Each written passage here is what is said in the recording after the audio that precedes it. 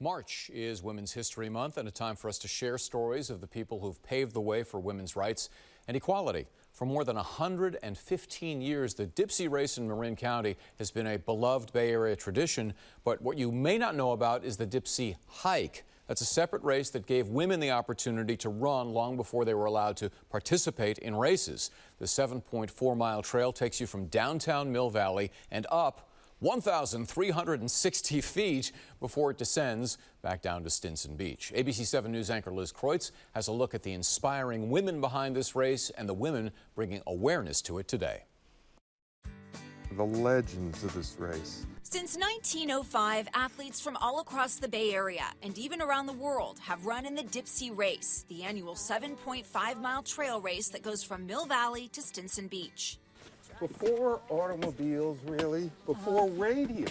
It's the oldest trail race in the country, a beloved community tradition. But for all its fame and recognition, few know about its place in history, in women's history, and the fight to give women equal opportunity to participate in sports. 100 years ago, women weren't allowed to compete in the Dipsea race because it was unhealthy for their reproductive health. Yes, for decades, women were not allowed to run in the Dipsea race, or any race for that matter. People thought it was too dangerous and undignified. But for the Dipsea, there was one exception, a 5-year period from 1918 to 1922. It was called the Dipsea Hike. Back then it had to be called a hike because people didn't believe that women could race. But that did not stop these women. They didn't just walk this trail, they ran it. And some even in heels. A lot of the women at that time were wearing high-heeled leather boots and really heavy woolen skirts. Mari Allen is a member of the Dipsea Race Committee. She and Dipsea Race historian Barry Spitz share a love of studying these pioneering women. So they called it a hike, but it was a bona fide race. The best time, an hour and 12 minutes, run by Mill Valley native Emma Riemann. And if you look at the Dipsea results page, a woman running 1:12 will finish quite well. To this day. To this day. Yeah, I'm just gonna let them drive. Speaking of today, this year marks 100 years since the last Dipsea Hike. It ended after pushback from detractors. When they finished the race and they looked like they were huffing and puffing, and the detractors said, women cannot do this. They are jeopardizing their health.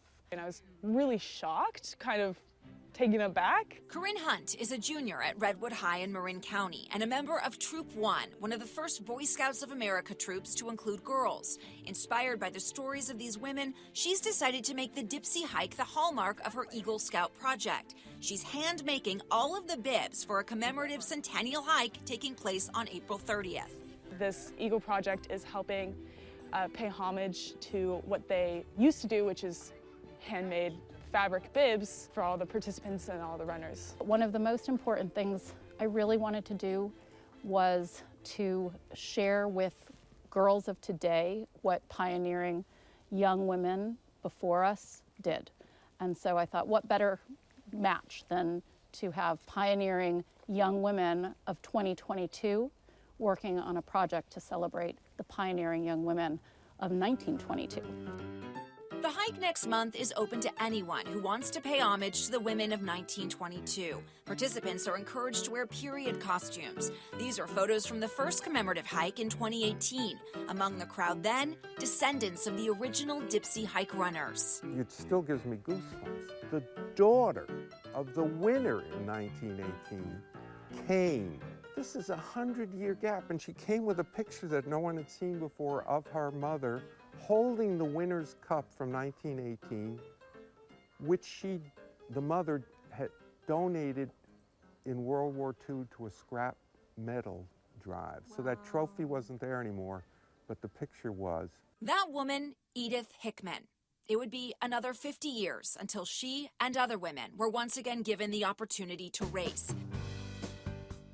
Change came after an incident at the Boston Marathon when Kathy Switzer, disguised in a baggy sweatsuit, was caught running in the race.